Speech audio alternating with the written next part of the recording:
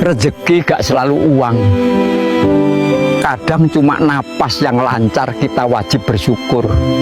Keluarga yang sehat, hati yang tenang, itu pun rezeki besar yang sering kita lupa syukuri.